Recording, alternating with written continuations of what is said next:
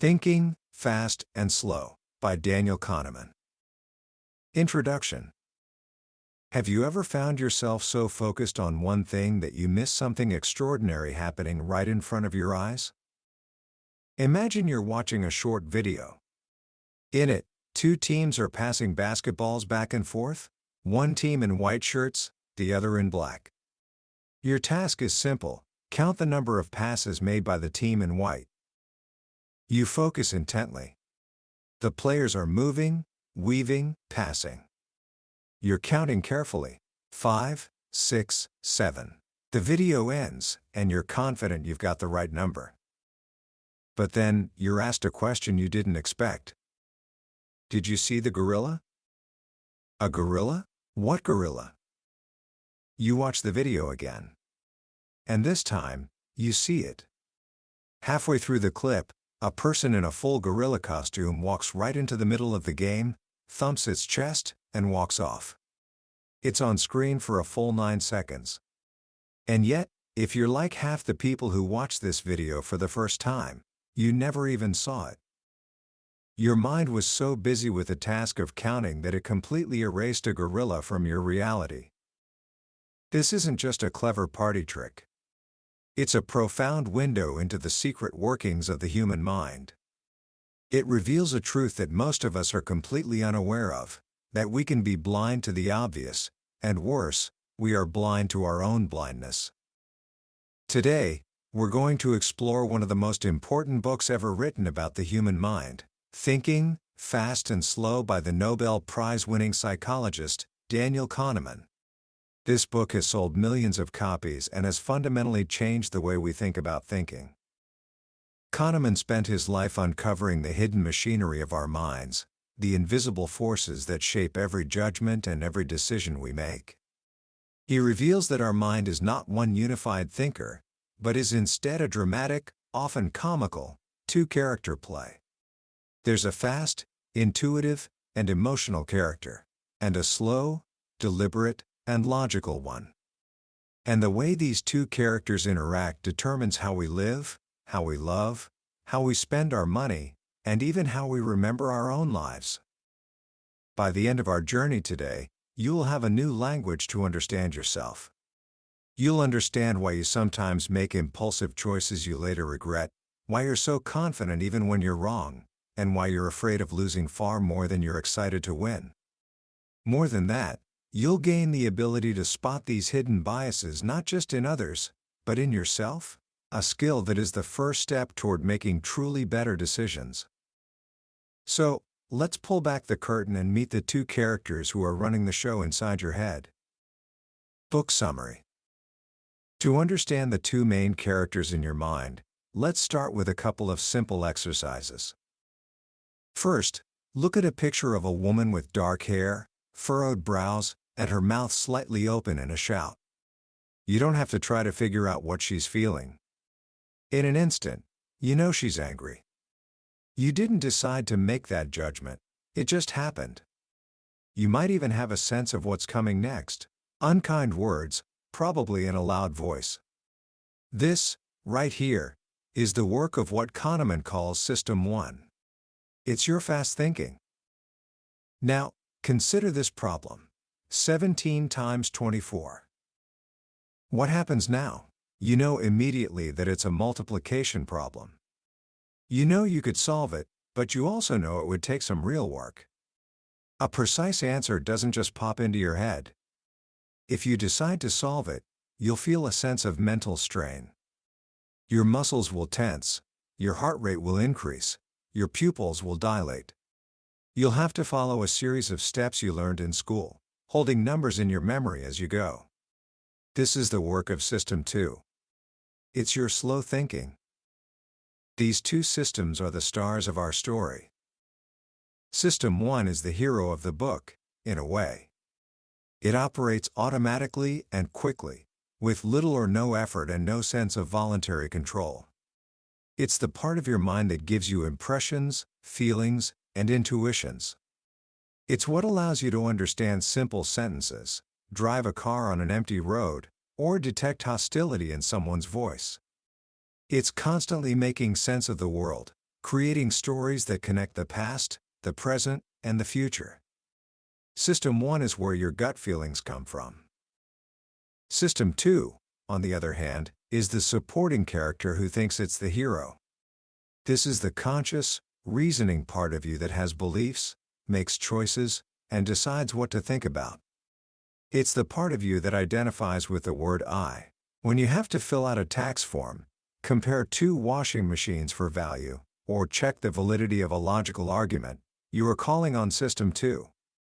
Its operations require attention and are disrupted when attention is drawn away. You can't compute 17 times 24 while making a left turn into dense traffic. Now, here is the crucial dynamic between them. System 2 is lazy. Its defining feature is that it doesn't like to expend more effort than is strictly necessary. So, most of the time, it's in a comfortable low-effort mode. System 1, meanwhile, is working 24/7, constantly generating suggestions for System 2, impressions, intuitions, intentions, and feelings. When everything is going smoothly, System 2 just adopts the suggestions of System 1 with little or no modification. You generally believe your impressions and act on your desires, and most of the time, that's perfectly fine. This division of labor is highly efficient. It minimizes effort and optimizes performance. The trouble starts when System 1 runs into difficulty, or when it makes a mistake. System 1 has biases, systematic errors that it is prone to make in specific circumstances. It loves to jump to conclusions. It sees causes where there are none. It substitutes easy questions for difficult ones without telling you. And because System 2 is often lazy, it frequently endorses these errors without catching them. Most of what your System 2 think and do originates in your System 1, but System 2 is supposed to be the one in charge. It takes over when things get difficult, and it's supposed to have the last word.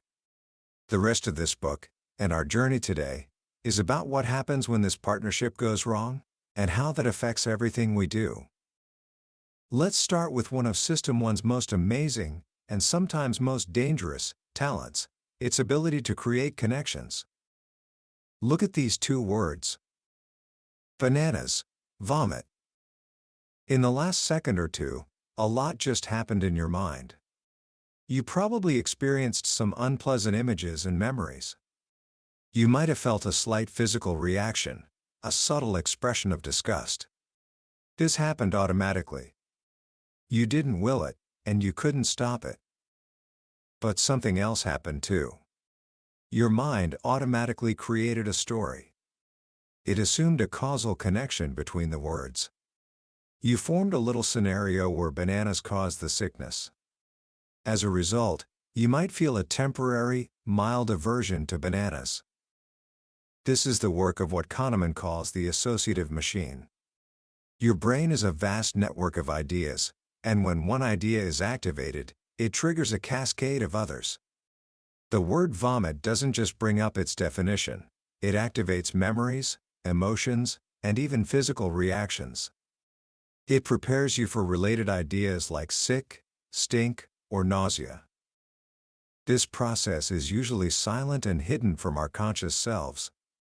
We are not aware of it happening, but it dramatically influences how we see the world. This hidden network of associations leads to a powerful phenomenon called priming. Imagine you've just seen the word EET. Now, if I show you the word fragment so_p, you're far more likely to complete it as soap than as soap. But if you had just seen the word wash, the opposite would happen. The idea of ET primed you for the idea of soap. This might seem trivial, but the effects of priming can be astonishing. In a now classic experiment, a group of young university students were asked to assemble sentences from a list of words. For one group, the words were associated with being old, like Florida, forgetful, wrinkle, and gray. After they finished the task, they were told the experiment was over and were sent to another office down the hall. But the walk down the hall was the experiment. Researchers secretly timed how long it took the students to walk that corridor. The result was extraordinary. The young people who had been primed with words related to old age walked down the hallway significantly more slowly than those who hadn't. The idea of old had been activated in their minds, and it triggered the associated behavior of walking slowly. This is called the ideomotor effect. When the students were asked about it later, none of them had any idea that the words had influenced them. They weren't aware of it at all. This works in reverse, too. If you're asked to walk slowly, you become quicker to recognize words related to old age. If you're made to smile, say, by holding a pencil in your teeth, you'll find cartoons funnier. If you're made to frown, you'll have a stronger emotional reaction to upsetting pictures. Your mind, your body, and your emotions are all intricately connected in this web of associations. And these subtle influences can shape major decisions. In one study of voting patterns, researchers found that people were more likely to vote in favor of increasing funding for schools if their polling station was located in a school. The environment itself primed them to be more supportive of education. These discoveries can be unsettling. They threaten our self-image as conscious, autonomous authors of our own choices. If the location of a polling station or a few words in a sentence can change our behavior without our knowledge, how much control do we really have? The answer is, less than we think. Priming happens in System 1, and we have no conscious access to it. Your subjective experience is largely the story that your System 2 tells itself about what's going on. But the real driver of many of your actions is the silent, associative machine of System 1. This brings us to another of System 1's core functions. It constantly maintains a model of your world, and it knows what is normal. A dog barking is normal. A cat barking is not. This ability to detect violations of normality is astonishingly fast and subtle. It allows us to communicate. If I say, "The large mouse climbed over the trunk of the very small elephant," you instantly picture a mouse smaller than a shoe and an elephant larger than a sofa. You don't imagine a mouse the size of a car. Your System 1 has access to norms for categories. It knows the plausible range of sizes for mice and elephants. This love for normality and coherence is what leads System 1 to its most common and consequential error: jumping to conclusions. Look at this image. You see a shape that is ambiguous. In the context of letters, you read it as a B. In the context of numbers, you read it as 13. The context resolved the ambiguity, and you probably weren't even aware that there was an ambiguity to begin with. System 1 doesn't like doubt. It doesn't keep track of the alternatives that it rejects. It quickly settles on the most coherent story and presents it to your consciousness as fact. Doubt and uncertainty are the domain of System 2. This tendency is amplified by another of System 1's quirks: what you see is all there is. Or, as Kahneman calls it, Wysiati. System 1 is radically insensitive to both the quality and the quantity of the information that gives rise to your impressions. It works with whatever information is available and constructs the most coherent story it can. Consider this: will Mindic be a good leader? She is intelligent and strong. An answer quickly came to your mind: yes. You jumped to that conclusion based on very limited information. You didn't stop to ask, what else do I need to know? What if the next two adjectives were corrupt and cruel? Wysiati is why we can think fast, and how we make sense of a complex world with partial information. But it also makes us dramatically overconfident. The confidence we have in our beliefs depends mostly on the quality of the story we can tell about what we see, even if we see very little. Paradoxically, it's easier to construct a coherent story when you know little, when there are fewer pieces to fit into the puzzle. Our comforting conviction that the world makes sense rests on a secure foundation, our almost unlimited ability to ignore our ignorance. This tendency to create simple, coherent stories leads to one of the most powerful biases of the mind, the halo effect. If you like a person's politics, you probably like their voice and their appearance as well. It's the tendency to like or dislike everything about a person, including things you have not observed. In a classic experiment, Solomon Asch presented people with descriptions of two individuals and asked for comments on their personality. Alan, intelligent, industrious, impulsive, critical, stubborn, envious. Ben, envious, stubborn, critical, impulsive, industrious, intelligent. If you like most people, you viewed Alan much more favorably than Ben. The initial traits change the very meaning of the traits that appear later. The stubbornness of an intelligent person is seen as justified. The intelligence of an envious and stubborn person makes him seem more dangerous. System 1 creates a story, and it wants that story to be consistent. It smooths over the rough edges of reality. This love for simple, coherent stories is also at the heart of the narrative fallacy. We constantly fool ourselves by constructing flimsy accounts of the past and believing they are true. Consider the story of Google. Two creative graduate students invent a superior search engine, make a series of brilliant decisions, and become billionaires. It's a compelling story. It makes you feel like you understand the secret to success. But the ultimate test of an explanation is whether it would have made the event predictable in advance. And no story of Google's success can do that, because no story can include the thousands of lucky breaks and the myriad of events that could have caused a different outcome. For example, a year after founding Google, the founders were willing to sell their company for less than $1 million, but the buyer said the price was too high. That one piece of luck changes everything. The real story is a messy combination of skill and luck. But the story our mind tells us is a simple and tidy tale of genius. This leads to a powerful hindsight bias. After an event occurs, we immediately adjust our view of the world to accommodate the surprise. We feel that we knew it all along. The 2008 financial crisis seems inevitable in hindsight. But at the time, very few people saw it coming. The illusion that we understand the past fosters overconfidence in our ability to predict the future. So, System 1 jumps to conclusions based on limited evidence, creating simple, coherent, and often wrong stories. What is System 2 doing while all this is happening? Often, not much. It's supposed to be the monitor, the one that catches the errors. But it's lazy. To see just how lazy, try this simple puzzle. Don't try to solve it, just listen to your intuition.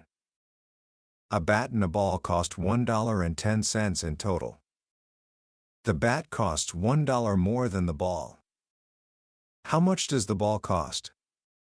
A number came to your mind. Of course, it's 10 cents. This puzzle is remarkable because it evokes an answer that is intuitive, appealing, and wrong. If the ball costs 10 cents, and the bat costs $1 more, the bat would be $1.10.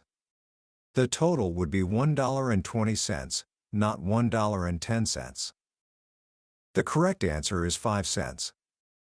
The bat costs $1.05, which is $1 more than 5 cents, and the total is $1.10. What's shocking is not that people get this wrong, but who gets it wrong. More than 50% of students at Harvard, MIT, and Princeton gave the intuitive, incorrect answer. At less selective universities, the failure rate was over 80%. This little puzzle is a test of your system too. Anyone who says 10 cents did not actively check if the answer was correct. Their system too endorsed an intuitive answer that it could have rejected with a tiny investment of effort. This is a recurring theme of the book. Many people are overconfident and prone to place too much faith in their intuitions. They find cognitive effort at least mildly unpleasant and avoid it as much as possible. This brings us to a central concept in the book, the idea of heuristics, or mental shortcuts. System 1 often answers a difficult question by substituting it with an easier one. Imagine you're asked, how much would you contribute to save an endangered species? That's a hard question. It requires a complex calculation of values. Your System 1 is likely to answer an easier question instead. How much emotion do I feel when I think of dying dolphins? And the intensity of your emotion will be translated into a dollar amount. Or, if you're asked, how happy are you with your life these days? That's another hard question. But if someone just asked you how many dates did you have last month, the emotion from that question will linger. Your mind will substitute the easy question, how happy am I with my love life right now, for the hard one about your life as a whole. In one study, the correlation between dating frequency and happiness was 0 when the happiness question came first. But it was incredibly high when the dating question came first. The answer to the first question determined the answer to the second. This process of substitution explains some of the most famous biases discovered by Kahneman and his collaborator, Amos Tversky. One of these is the representativeness heuristic. We judge probability by similarity, or how much something resembles a stereotype. Let's meet Tom W. He's a graduate student, and his personality has been described as follows. He has a need for order and clarity, and for neat and tidy systems. His writing is rather dull and mechanical. He has a passion for detail. Is Tom W. more likely to be studying computer science or humanities in education? Most people say computer science. The description fits the stereotype of a computer scientist perfectly. But this ignores a crucial piece of information: the base rate. There are far more graduate students in humanities and education than there are in computer science. Statistically, Tom W. is much more likely to be in humanities, even if his personality doesn't seem to fit. But our System 1 latches onto the representative story and ignores the pallid statistics. The most famous example of this is the Linda problem. Linda is 31 years old, single, outspoken, and very bright. She majored in philosophy. As a student, she was deeply concerned with issues of discrimination and social justice, and also participated in anti-nuclear demonstrations. Now, which is more probable? 1. Linda is a bank teller. 2. Linda is a bank teller and is active in the feminist movement. Over 85% of people choose the second option. But this is a logical impossibility. The set of feminist bank tellers is a subset of the set of bank tellers. Every feminist bank teller is a bank teller. Therefore, it is logically impossible for the second option to be more probable than the first. This is the conjunction fallacy. We commit it because the second option is more representative of Linda's description. It creates a more coherent and plausible story. And our System 1 confuses plausibility with probability. The story wins, and logic loses. Even when people are shown the logic, the fallacy remains attractive. The little voice in our head keeps shouting, "But she can't just be a bank teller. Read the description." Another powerful shortcut is the availability heuristic. We estimate the frequency of an event by the ease with which instances come to mind. If I ask you whether there are more words in the English language that start with the letter K, or more words that have K as the third letter, you'll almost certainly say the first. Why? Because it's much easier to think of words that start with K: kitchen, kite, kangaroo, than it is to think of words with K in the third position: ask, bake, acknowledge. In reality, there are more than twice as many words with K as the third letter. But ease of retrieval is what drives our judgment. This is why we often exaggerate the risks of dramatic or salient events. Shark attacks and plane crashes get a lot of media coverage. They come to mind easily. So we tend to think they are more common than they are. In contrast, deaths from diabetes or stomach cancer are far more common, but they get less media attention, so we underestimate their frequency. Our estimates of risk are not based on statistics, they are based on stories and images that are easily available to our minds. This is why terrorism is so effective. It's not about the number of casualties. It's about the vivid, frightening image that it plants in our collective memory. It creates an availability cascade, where a media story about a risk catches the public's attention, which leads to more media coverage, which leads to more worry, and so on, until a minor threat is blown into a full-blown panic. Now let's turn to how these two systems make decisions, especially when risk is involved. This is where Kahneman made his most revolutionary contribution, one that earned him the Nobel Prize, prospect theory. For centuries, the dominant theory of decision-making was based on a simple idea: people choose the option with the highest expected value. If you have a 50% chance to win $100, its expected value is $50. But this theory is obviously wrong. Most people would prefer a sure $46 over a 50-50 chance to win $100. They are risk-averse. The great scientist Daniel Bernoulli refined this idea in the 18th century. He proposed that people don't think in terms of dollar values, but in terms of the psychological value, or utility, of outcomes. And he suggested that we experience diminishing marginal utility. The difference between $10 and $20 feels much bigger than the difference between $110 and $120. This explains risk aversion. The subjective value of that extra $10 is smaller when you already have more money.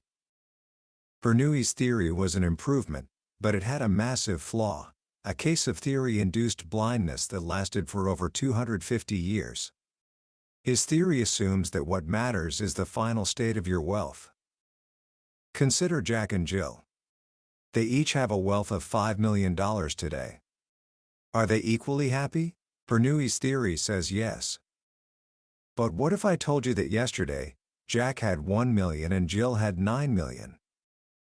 Now you know the truth. Jack is elated.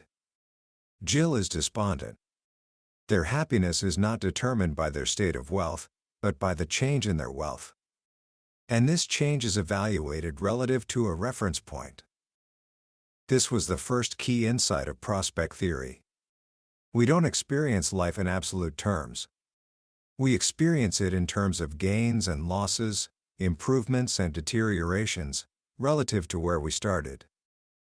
The second key insight is loss aversion.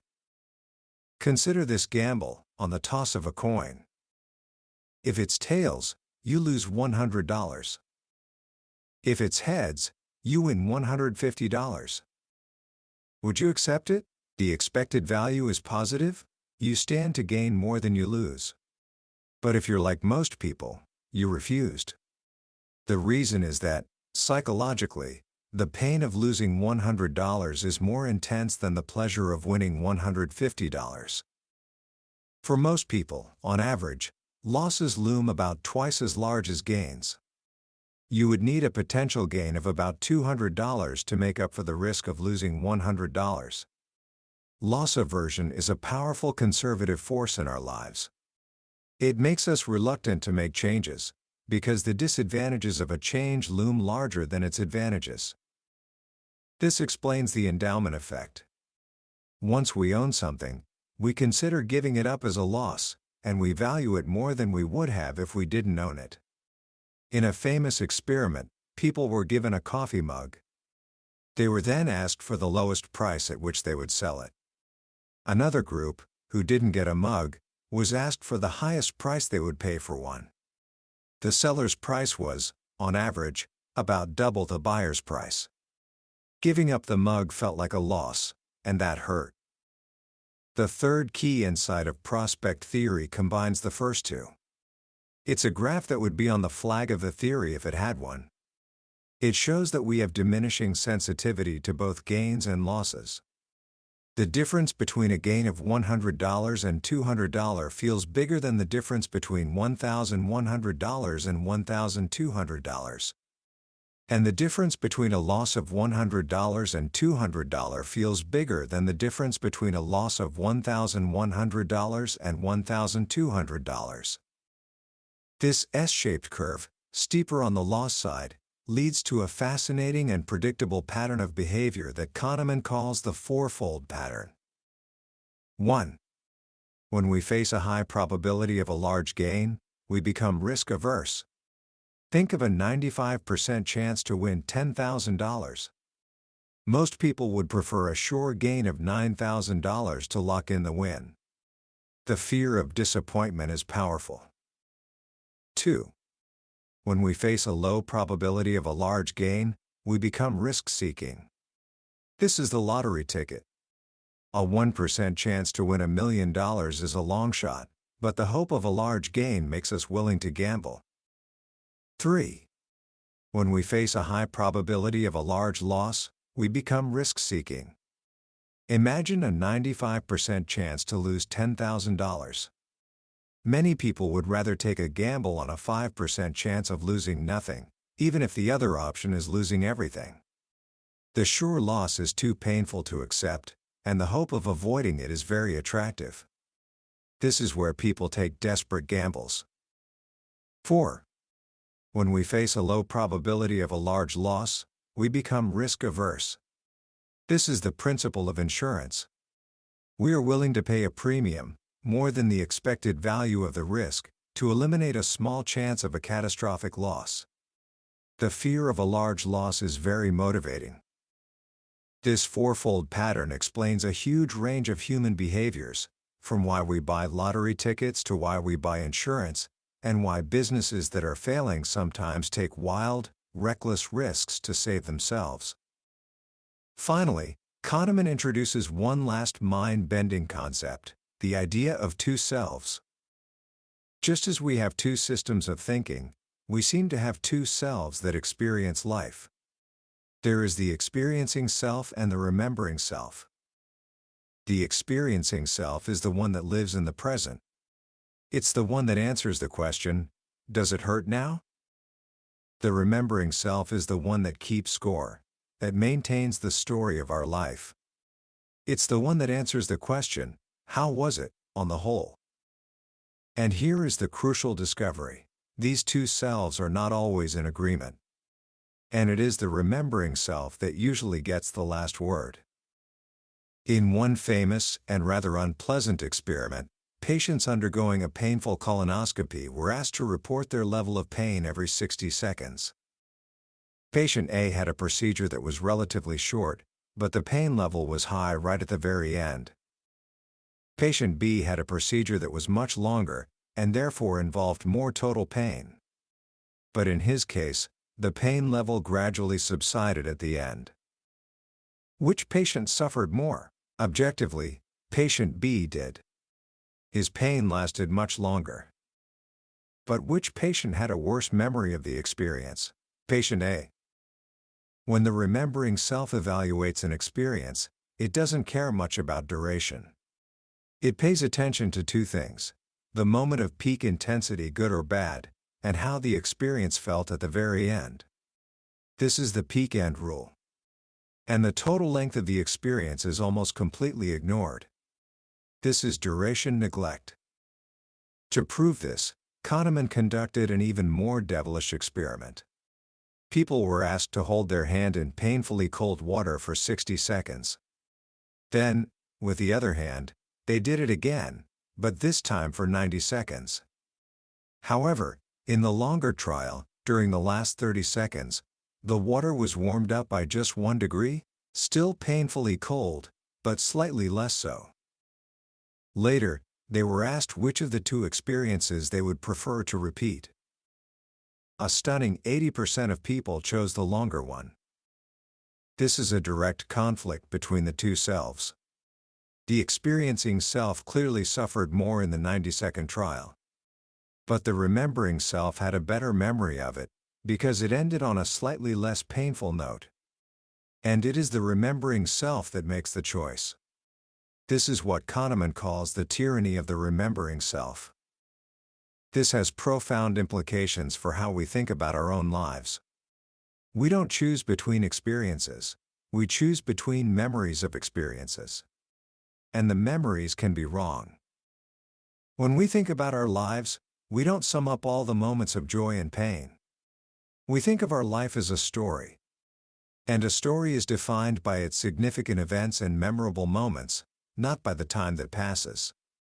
The ending is often what defines the character of the whole story. A vacation that was wonderful for 2 weeks but ended with a miserable, rainy day and a delayed flight might be remembered as a bad vacation. The bad ending can ruin the whole experience, even though it can't retroactively change the good parts that already happened. It just ruins the memory of it. This leads us to the final, and perhaps most important idea in the book, the focusing illusion. It can be described in a single sentence: nothing in life is as important as you think it is when you are thinking about it. When you are asked, "How happy are you?" your mind doesn't conduct a thorough review of your entire life. It substitutes an easier question. It latches on to whatever aspect of your life you happen to be thinking about at that moment. If you're thinking about your recent marriage, you'll feel happy. If you're thinking about your stressful job, you'll feel less so. In one study, students were asked 2 questions. Are people who live in California happier than others? And are you happy? Students in both California and the Midwest believed that Californians were happier. But in reality, there was no difference in the life satisfaction of the 2 groups. When people thought about California, they focused on the climate, an obvious and attractive feature. But the people who actually live in California don't spend their days thinking about the weather. They spend their days working, commuting, and dealing with the same daily joys and frustrations as everyone else. The focusing illusion is the source of what has been called miswanting, bad choices that arise because we make errors in forecasting our future feelings. We think a new car will make us happy for a long time. It will, but only when we are thinking about it. Most of the time, when we are driving it, we will be thinking about other things. The novelty wears off, and our attention moves on. In the end, Kahneman's work is a profound call for humility. It shows us that the confidence we have in our beliefs and choices is not a reliable guide to their validity. Our mind is a wonderful machine, capable of incredible feats of intuition and creativity. But it is also a machine full of biases and illusions. The great hope is that by learning the language of these errors, by understanding the 2 characters in our mind, we can begin to recognize the situations in which we are most likely to make mistakes. We can learn to slow down, to question our intuitions, and to seek out the information we are most likely to ignore. We may not be able to turn ourselves into perfectly rational econs. But we can become more thoughtful, more deliberate, and ultimately wiser humans. Commentary. As we come to the end of our exploration of thinking, fast, and slow, it's worth taking a moment to let the sheer scale of this book sink in. This isn't just a collection of interesting psychological quirks, it's a fundamental re-evaluation of the very foundations of human rationality. Daniel Kahneman gives us a new vocabulary to talk about the most intimate process we know, the act of thinking itself. The book's most powerful lesson, for me, is not that we are irrational. It's that we are predictably irrational. Our mistakes are not random, they are systematic. They come from the very design of our mental machinery, a design that is brilliant in many ways, but has inherent flaws, or trade-offs. System 1 is a marvel of efficiency. It allows us to navigate a complex world with incredible speed. Without it, we would be paralyzed by the need to analyze every single detail of every situation. But this efficiency comes at a cost. The cost is a reliance on shortcuts and rules of thumb that, while often useful, can lead us astray in a world that is more complex and statistical than our hunter-gatherer brains were designed for. And System 2, our supposed guardian of reason, is often too lazy or too busy to double-check System 1's work. Why does this matter so much today? Because we live in a world that is practically designed to exploit the weaknesses of System 1. Advertisers use the principle of cognitive ease and priming to make products feel familiar and trustworthy. Political pundits and social media algorithms feed our confirmation bias, creating echo chambers where our existing beliefs are constantly reinforced. Financial news channels create compelling narratives to explain the random fluctuations of the market, feeding our illusion of understanding. In this environment, the ability to recognize our own cognitive biases is not just an intellectual exercise, it's a critical tool for navigating modern life. So, what can we do? How do we apply these profound lessons? The book doesn't offer a simple 5-step plan, because there isn't one. We cannot simply decide to eliminate our biases. As Kahneman himself admits, even after decades of studying these phenomena, he is still prone to them. But what we can do is cultivate a sense of intellectual humility and a willingness to be more deliberate in our thinking when it truly matters. Here are a few practical actions you can start with today. First, learn to recognize the signs of a cognitive minefield. When you are making a big decision, one with long-term consequences, high stakes, or a great deal of uncertainty, that is a signal to slow down. Don't trust your gut feeling. Your gut is System 1, and while it's great at many things, complex, long-term decisions are not one of them. Second, when you're making a plan, whether it's for a business project or a home renovation, actively seek the outside view. We are all prone to the planning fallacy. We naturally take the inside view, focusing on our own unique circumstances and imagining a best-case scenario. Force yourself to find the statistics of similar cases. What happened to other people who tried to do what you're doing? It may not be comforting, but it will be a dose of reality that can save you from a great deal of failure and frustration. Third, when you're evaluating a choice, practice the art of framing and reframing. If a financial advisor presents you with an investment that has a 90% chance of success, ask yourself, how would I feel about it if it had a 10% chance of failure? If you're agonizing over selling a stock at a loss, ask, if I had cash instead of this stock, would I buy this stock today? Changing the frame can often break the emotional grip of loss aversion and allow your more logical System 2 to have a say. Ultimately, this book is not a manual for becoming a perfect thinking machine. It's an invitation to be more curious, more thoughtful, and more forgiving of our own mental quirks and those of others. It reminds us that our experience of the world is not a direct reflection of reality, but a story that our mind constructs, a story shaped by emotion, memory, and a host of invisible biases. By understanding how that story is written, we gain the power to question it, to edit it, and in the moments that matter most, to write a better one. That was Book Summary of Thinking, Fast and Slow by Daniel Kahneman. We've hit the highlights today, but I'll be honest with you, a summary can only take you so far. The real magic happens when you read the book yourself. It's in the quiet moments, when a particular story or a simple phrase hits you in a way you didn't expect. This summary is designed to help you decide if this book is worth your time. If anything we've talked about today has resonated with you, grab a copy, because reading it isn't just learning, it's an experience that can genuinely change the way you see yourself in your daily life. Also, if you found this summary valuable, please subscribe to the channel so you don't miss our next journey into another life-changing book in Billionaire's Bookshelf. Let's keep growing.